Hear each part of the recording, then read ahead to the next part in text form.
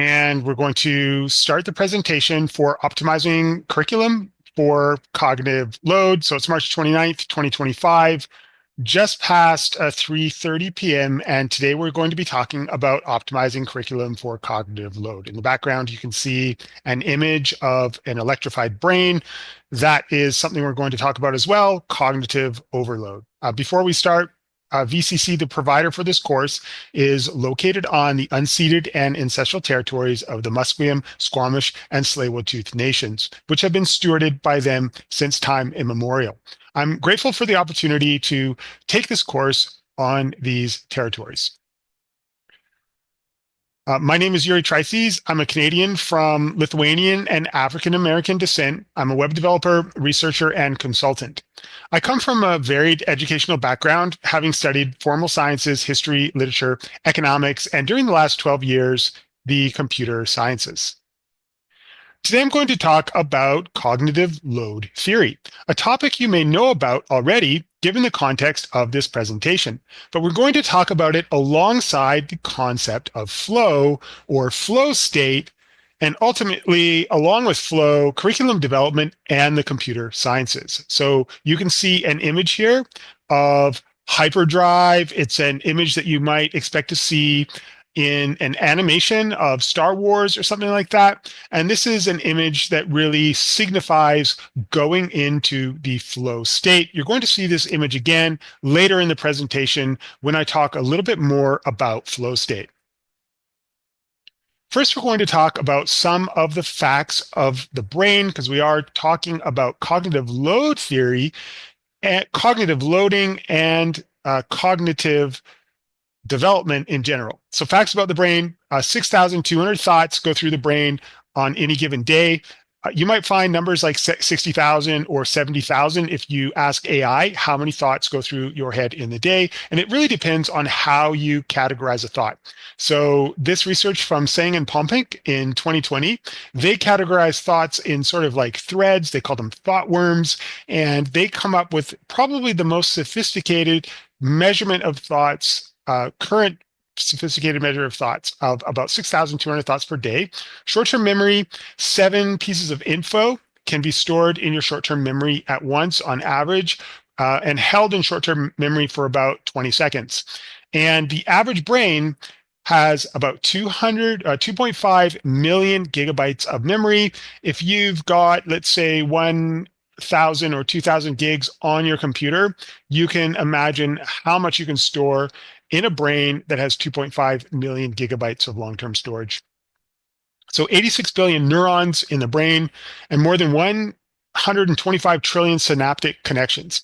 So you can, a lot of times people talk about the number of neurons and the number of synaptic connections in the context of the Milky Way, because the Milky Way has hundreds of billions of stars. And so we tend to think of the brain kind of as large as the Milky Way.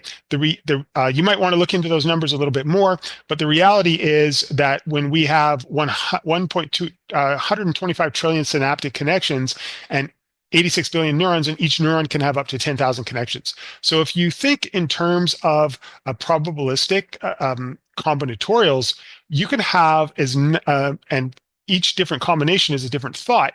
You can have as many different thoughts as there are atoms in the known universe. The number is absolutely astronomical in terms of how many unique thoughts you can have.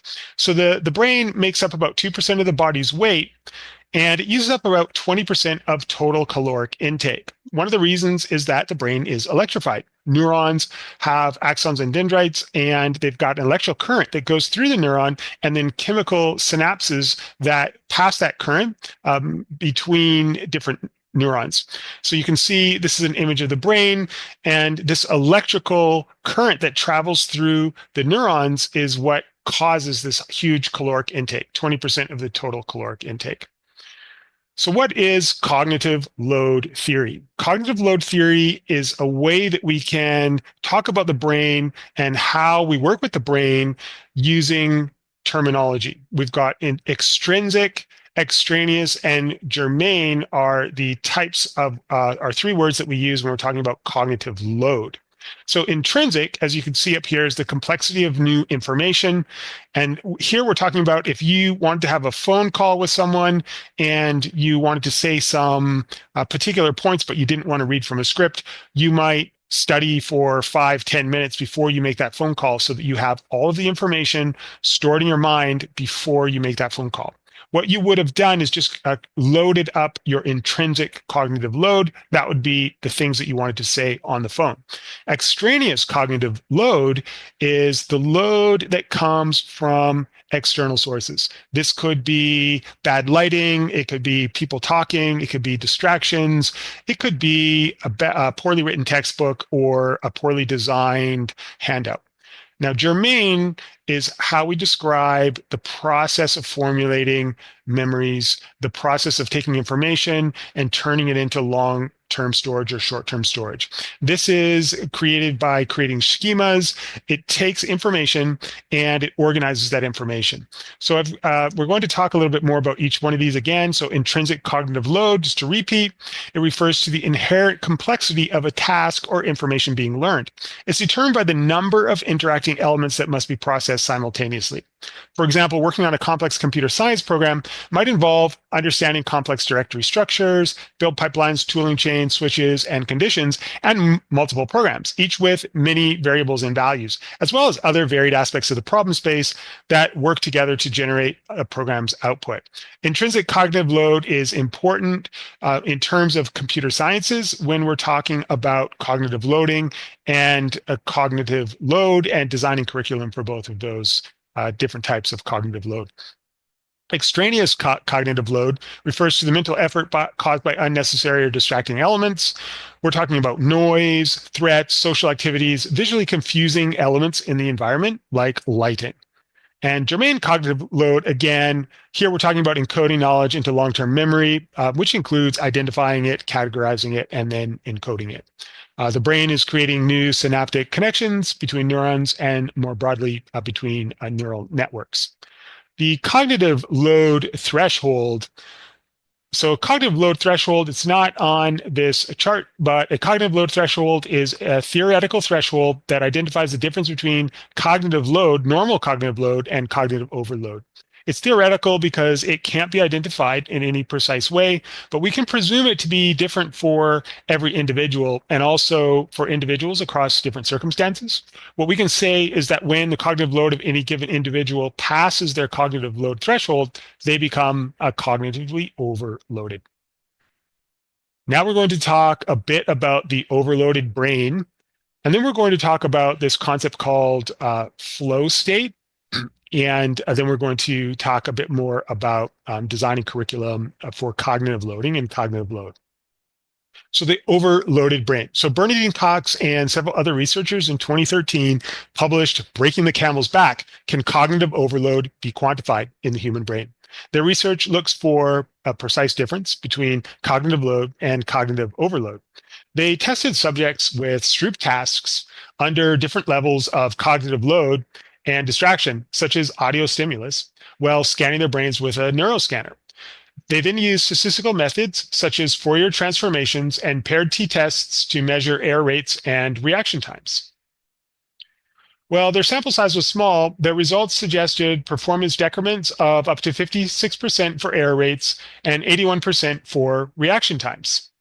They were not successful in identifying what we could call a precise cognitive load threshold or devising a unit of cognitive load. But they did find localized areas in the brain that were visible when scanned as the brain moved from normal to overloaded cognitive load. So we're not going to go into detail about where cognitive load shows up in the brain, but it is helpful to remember that an overloaded brain can have 56% and or higher error rates and 81% slower reaction times. Another research paper by Sewall, Santosh, and O'Sullivan in 2020, titled How Do Attending Physicians Describe Cognitive Overload Among Workplace Learners, gives some insights into how to recognize cognitive load in students. So they conducted secondary quality analysis of transcripts of interviews among healthcare workplace teachers to identify signs of cognitive load. Their results are helpful in spotting cognitive overload in students. So if your students have poor performance on workplace tasks, students or workers. Non-verbal physical manifestations. This could be not so dexterous, making behavioral mistakes, verbal utterances. They could be swearing, they could be mumbling, they could be talking to themselves, they could be groaning, non-optimal interpersonal interactions. So this is anywhere from bickering to just not really creating strong workplace interactions or schoolyard interactions. So things just aren't going well. You can tell maybe that they're cognitively overloaded. There's another paper that I will put in the references that I didn't get a chance to read, but they were looking at cognitive load on manufacturing, and they had some deeper insights into how to recognize cognitive load. Some of the things that they mentioned is that people that are under high cognitive load or cognitive overload might have dilated pupils. Their eyes might get wider, and also they might blink a lot more. Okay, so now we're going to talk about the flow state. So cognitive load or cognitive overload is what happens when your brain is overloaded and you are not performing well. You're making mistakes, you're fatigued, your relationships are suffering, and you're not very responsive. You're not picking things up very quickly. So Stephen Kotler, author of The Rise of Superman, Decoding the Science of Ultimate Human Performance, describes a flow state as an optimal state of consciousness where individuals feel and perform their best. It's kind of the opposite of cognitive overload. In this state, people experience moments of rapt attention and total absorption, becoming so focused on the task at hand that everything else disappears. Action and awareness merge, and the sense of self vanishes. Signs you might be in a state of flow. This is from Chi sent me hi Ali. She sent me hi from 1990. Mihaly Chi sent me hi. Challenge skills balance is the number one sign you might be in a state of flow. I don't think these are ordinal. This means if you are challenged, you've got the skills to meet those challenges. Total concentration, you're totally absorbed in the task. Clear goals, you understand what you want to achieve. Immediate feedback, you're in the zone, you're getting feedback from your actions, from your words, from your behaviors, from your everything that you're doing is responsive to you. Transformation of time disappears. Feeling intrinsically rewarded.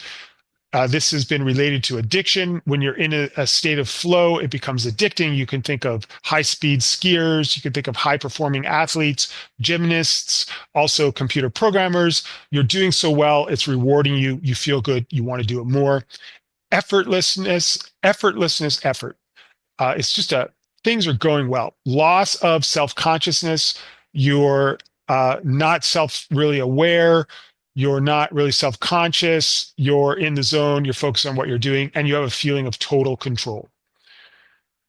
So a well-known study by Cranston and Keller from 2013, this is a McKinsey study, showed that people in flow state reported increasing their productivity by 500%. Other benefits of being in the state of flow described by Stephen Kotler include higher intrinsic motivation, enhanced pattern recognition, really good for programming. You're able to pick things up. You can look at the data. You can understand the data. Heightened senses, more information, process per second. Creativity increases 500 to 700%. Learning speed increases from 240 to 500%. Heightened problem-solving abilities. So as you can see, the flow state is the opposite of being cognitively overloaded. If you're in flow state, you're in the zone and you're learning twice as fast, your creativity increases, you're 5 times as more productive, and your problem solving goes up. Flow is a big deal in computer programming, which is a high cognitive load activity. Again, according to Kotler, flow requires a 4% higher level of difficulty than you're accustomed to push the body into flow state. Computer programming is difficult. You're almost always doing things that are a little bit harder than you know how to do. So you're constantly in the flow state. You're constantly learning. Joel Spolsky, one of the founders of Stack Overflow, once said, productivity depends on being able to juggle a lot of little details in short-term memory all at once. Any kind of interruption can cause these details to come crashing down.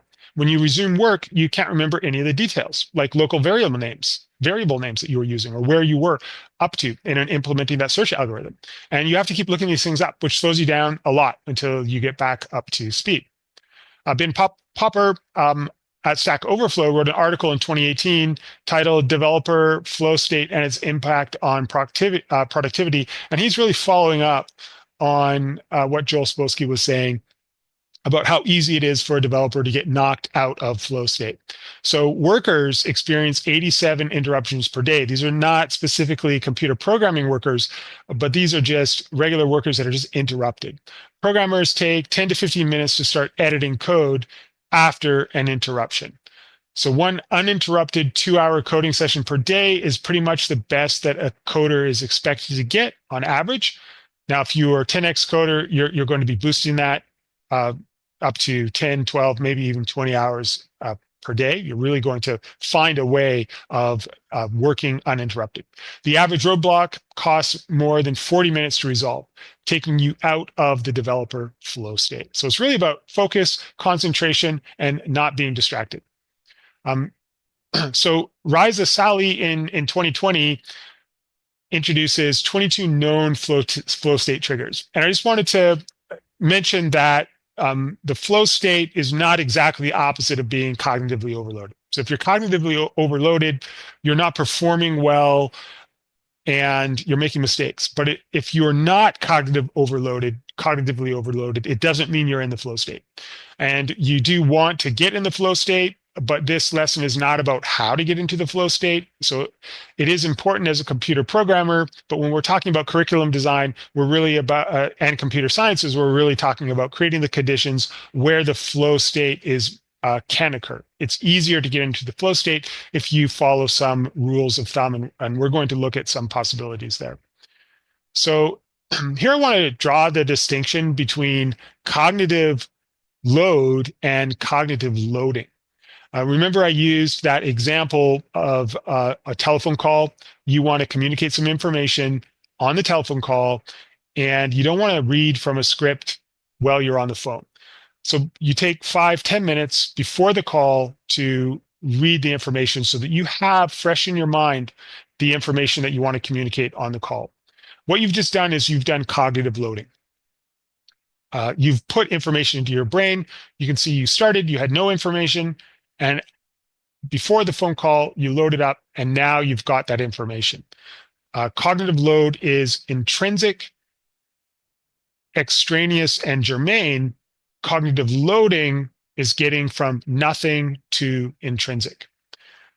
And it does involve some germane activity because you're going to be taking some information out of long-term storage as well and loading it into intrinsic memory. So in computer science and web development, it's about loading the problem space. And we're going to talk a bit about the problem space.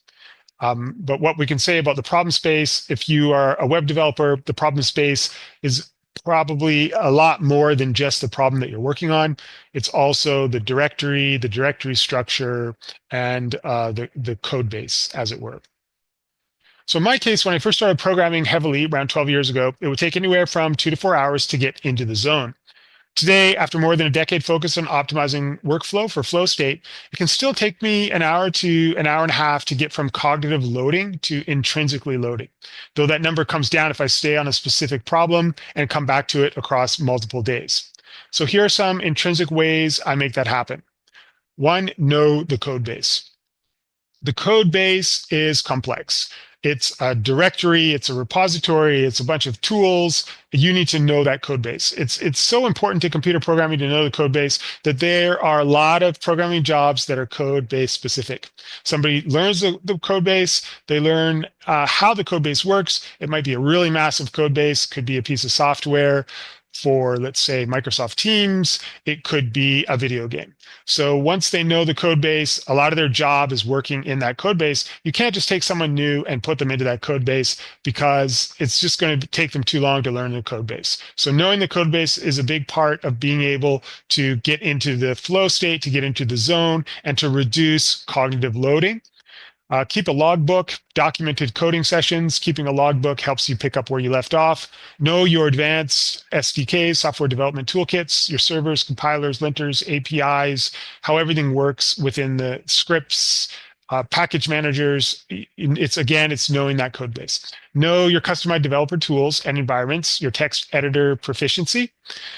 And this is also no documentation for custom features. So if you've created the code base, there's going to be a lot of custom features, but you're still going to have to remember those in order to get from starting the day to working. And then AI in the SDK, this is kind of like knowing your customized developer tools, but you could also use AI to help you load up and then your custom snippet. So it's how everything works. So when you start your day coding, your text editor might have a button on it that brings you back to where you were the next day. But an example of how that 1 hour or that 1.5 hours to get from cognitive loading to intrinsically loading, what might happen is you might have to set up your development server. You might have to check the Git repo and make sure that you've done some pull to ensure that you have the latest features. There might be a conflict in that Git repo, so you want to reduce any conflicts, resolve those conflicts, and then you want to, look at what you were doing the day before. You're going to want to open up the different panels. If you have any extra software that you have to work with, you're going to open up all that software, get everything started, find the code that you were working on, and then set up a kind of a system so that you can work from one document to the other and produce your code. So your productivity takes some time to prime.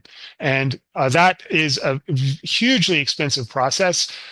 It can take a lot of energy just to get to the point where you start to code, let alone to the point where you get into flow state. So it's a very important subject, very important part of computer sciences and of web development.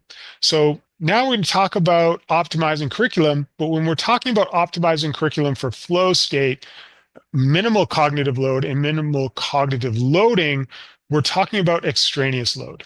So changes we can make to the structure of classes and problem sets and to the environment that enable students to get into flow, stay focused, and optimize for low cognitive load.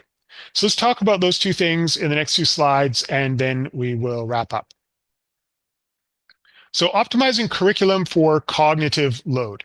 So Weinstein et al. In their 2018 paper, Teaching the Science of Learning, introduced 6 characteristic processes of cognitive learning theory that will be helpful in conceptualizing how we can write curricula for cognitive load. They are spaced practice, which is offsetting quizzes and assignments. And what this is about is repeatedly introducing information and then introducing it again, spaced out across time periods. So the more you revisit that material, the more you're going to make those connections between neurons and neural networks, and the more likely you're going to be able to bring that information back when you need it. Interleaving is switching between problem types and subjects. And interleaving, you can think of it as you're working on a looping problem, and then maybe you're working on an object-oriented problem, and then you're going to go into a functional paradigm. That would be a big switch between interleaving.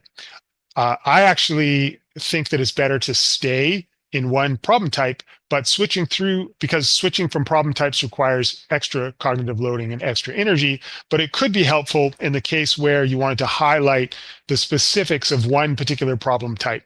When we're talking about interleaving between subjects, and this is what we're going to look at for cognitive loading, it's something that for web development, I don't particularly emphasize. I mean, it's how it's done in computer sciences. So I'm not saying you can't learn using interleaving, but when we're talking about optimizing for cognitive loading, interleaving is something between subjects is something that we're going to want to reduce. So retrieval flashcards, again, this is kind of like space practice. Elaboration, so you're anchoring things to existing memories. It's a learning technique. Concrete examples, we're talking about simplifying problems or providing partly solved problems to make the cognitive load lower for the student. And dual coding is introducing multiple formats for the same problem. By introducing multiple formats, could be text, could be audio, could be visual. These are just different ways of kind of attacking the problem from different angles to create different types of synapses and different types of memories. So Schaefer et al. In 2003, what I consider to be a seminal paper titled Applying Cognitive Load Theory to Computer Science Education. They offer several suggestions to optimize curriculum design for cognitive load. One, they partition information into small segments, as chunk and chew, this notion of if you have 7 items in your memory, then if you have smaller items into memory, you can work with those blocks and then build larger components out from the small blocks. So simultaneous presentation of concepts and procedures. This can be helpful in understanding how concepts are applied. If you have a concept and it's kind of confusing concept. We could think of, for example, in template literals, there's template literal strings, but then there's template literal functions. You might want to see an example of that because it might be a little confusing. Presentation of heuristic approaches and strategies independent of domain reference. So by heuristic approaches, we're really talking about rules of thumb.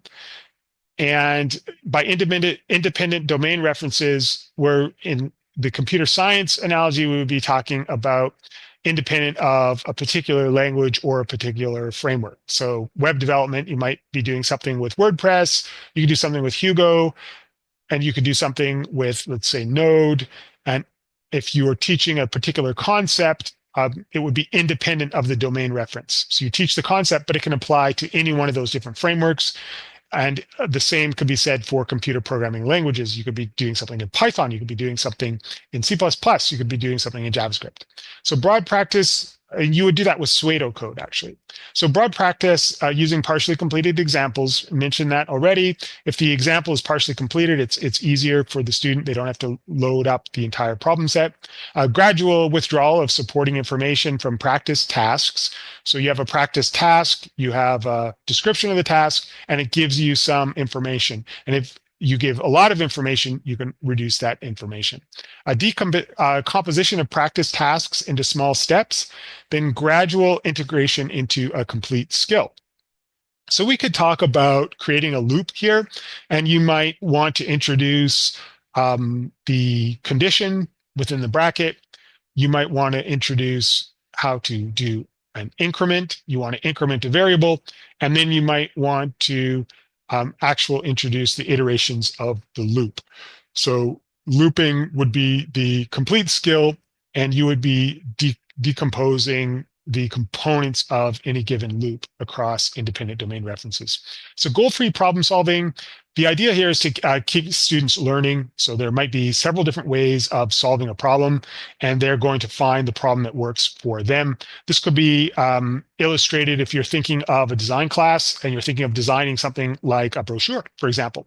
Because if you're designing a brochure, there's a lot of different ways you can design it. So the student has the goal, is not specific to how you're going to design the brochure. You just design the brochure. And there's a lot of ways of doing goal-free problem solving in computer sciences, and it's something that you may want to look into.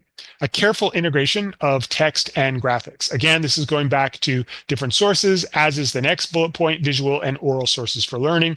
We want to ensure that we've got nice graphics. We want to ensure that our documents look good, and we've got visual and oral sources for learning. So we can really attack that problem from many different points. So optimizing curriculum for cognitive loading. Now, this is sort of a subset of optimizing for cognitive load.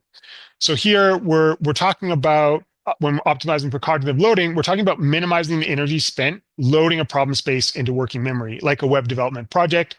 And again, these 3 concepts, we've got flow state, we've got cognitive loading, and then we've got cognitive load. And these, in terms of optimizing curriculum for the 3 of these, they may seem like disparate subjects. Cognitive load is what the load you're carrying. Cognitive loading is getting that into your mind. And then you've got an overloaded mind, and then you've got flow state. And so again, we're not building curriculum to get people into flow state, but we want to keep flow state in mind so that we create situations where flow state can be probable. Okay, so in my personal experience, I found the fastest way to gain proficiency in a particular problem space, which includes navigating the problem space, recalling features of it, and solving problems in it, is to work in the space throughout the day. I found 4 consecutive shifts of 8 to 12 hours optimal, with 2 or 3 days off afterward. In management, the rule of thumb is to spend no more than 4 hours a day on the computer. Managers need to connect with workers. They need to stay in the client loop. It's a people job. But in high productivity coding, what is often referred to as 10x coding, the trick is to hit it with everything you've got and then go away for a few days. To be honest, 10xers often turn those 10-hour shifts, 4 consecutive 10-hour shifts, into 20-hour shifts. They will just do an incredible amount of work, and then they'll stop for a number of days and take time off. In my experience, flow state seems to appear after 4 hours on the computer. So the rule of thumb for management is no more than 4 hours a day on a computer, but in high productivity coding, you don't even get into flow state till you've been on the computer for 4 hours. So once you've been on the computer for 4 hours, you obviously want to stay on the computer for longer so that you can have 5 times the productivity. You can learn from 240% to 500% faster, and you can solve problems better. So there's all these flow state reasons why computer programming, 10x coding, is all about hitting that flow state. And so it does take time. You do have to spend time on the computer. So you obviously, you want to look at ways to mitigate that across long periods of times, like numbers of days. Stacking blocks. So one of the most interesting strategies then to optimizing curriculum for minimal cognitive loading and optimal flow state is to do the reverse of interleaving and space practice as it applies across subjects. So space practice, you probably want to keep doing that. Let's say you study a subject on Monday night. Well, yeah, you should come back and have a quick look at it on Thursday night. I'm not saying, don't do that, but if you work on one problem from Monday to Thursday and you put all of your energy into that, then space practice might not be as helpful because you might be bumping yourself out of flow state. So in the next slide, we'll look at a sample student schedule and talk more about optimizing for cognitive loading. So this is a schedule from Metro Nashville Public Schools. You can see there are 4 blocks, and it's from Monday to Friday. We've got math, and then English, and then math, and then biology, and then lunch, and then an elective, and then we've got the total time.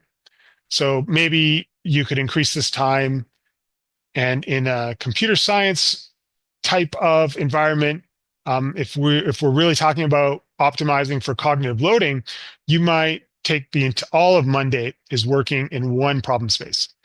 So the entire Monday and the entire possibly Wednesday, or it could be all of Monday and then all of Tuesday. You would work on the one problem set. So you can really get into that problem space and you can stay optimized in that problem space. So you might do something like design in the morning, and then you might do some exercise, and then you might do front end, and then you might do databases, and then you might do back end, but you're working on the same project for the entire day. And this is really a key because it's a key way of doing things, because when we're talking about cognitive loading, we're really talking about it really takes a lot of energy to do cognitive loading. So once again, one way to optimize for cognitive loading is to block stack, to keep students focused on the same problem space throughout a given day. You see this a lot in boot camps and hackathons. In a traditional college setting, you could take 2 hours of break for exercise, followed by front-end framework and database focus back in class in the evenings. So to summarize, the brain is complex organism with billions of neurons that takes 20% caloric intake to create new synaptic connections to neurons and neural regions. Cognitive load theory explains brain functionality with such terms as intrinsic load, extraneous load, and germane load. When the brain is overloaded, error rates can increase beyond 56%, reaction times decrease 81%. Workers and students can start to show visible and verbal behavioral abnormalities. Flow state is high performance trance-like state that induces almost the opposite behavior. People in flow state can be over 500% more performant. They can learn more than 2 times faster. Creativity can increase by 500 to 700%. Cognitive loading occurs when intrinsic cognitive load is added.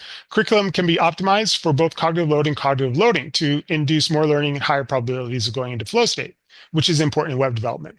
There are multiple strategies to optimize curriculum for cognitive load, including partially pre-solving problems. One way to optimize curriculum for cognitive loading is to block stack, which ensures students stay focused on one problem space so they don't have to respin the large inner requirements to load problem spaces into intrinsic memory. Okay, so if you're watching this video, thank you so much for watching. That covers the video, and looking forward to seeing you guys next time. Bye for now.